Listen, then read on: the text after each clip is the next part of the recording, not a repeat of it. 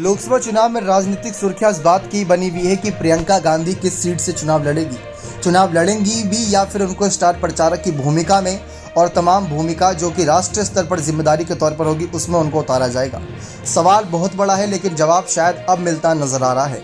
जैसा कि आपने हाल ही में सुना होगा कि सोनिया गांधी की तबीयत थोड़ी सी स्थिर हो गई थी, अस्पताल में उनको एडमिट करना पड़ा था।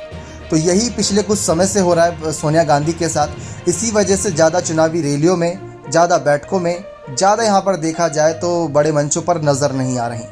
और अब रायबरेली से वो सांसद भी हैं। रायबरेली कांग्रेस की परंपरागत सीट रही है। 2019 की ही बात कर ले तो एकमात्र रायबरेली ऐसी सीट थी जिस पर कांग्रेस मजबूती से खड़ी रही सोनिया गांधी की वजह से।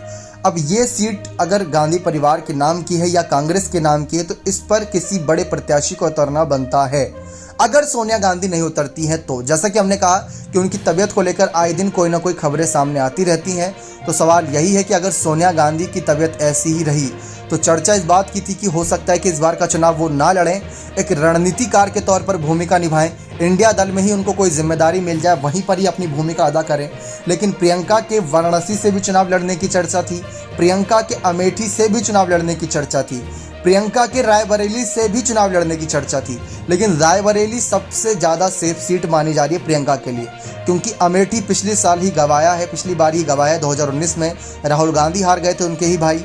वाराणसी में पीएम मोदी की सियासी ताकत बहुत ज़्यादा है, उनको हरा पाना बहुत मुश्किल है, नामुमकिन नहीं, बहुत मुश्किल है। और दूसरी तरफ रायबरेली की बात आती है तो यहाँ पर सोनिया गांधी लाखों वोटों से जीतते आई हैं, तो ये एक सेफ सीट मानी जाती है। जैसे मैनपुरी सीट समाजवादी पार्टी के लिए मानी जाती है, ठीक वैसे ही कांग्रेस के लिए मानी जाती है ये रायबरेली सीट। तो ऐसे में अगर प्रियंका उतरती हैं और अपने सांसद पद तक का सफ़र यहाँ से तय कर सकती है। लेकिन सोनिया गांधी भी ऐसी नहीं है कि पुरानी खिलाड़ी हो, कोई ना कोई रणनीति तो उन्होंने बनाई होगी, क्योंकि प्रियंका एक बहुत बड़ा चेहरा बन चुकी हैं, कई राज्यों में चुनावी जीत की अहम भूमिका निभाई है। तो किसी कठिन सीट से भी बीजेपी के खिलाफ इनको उतारा जा सकता है ताकि बीजेपी के किले को भेद दे प्रियंका गांधी और अपने आप को साबित करें।